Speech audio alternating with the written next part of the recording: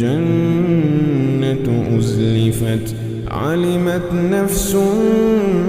ما أحضرت فلا أقسم بالخنس الجوار الكنس والليل إذا عسعس والصبح إذا تنفس إنه لقول رسول كريم ذي قوة عند ذي العرش مكين مطاع ثم أمين وما صاحبكم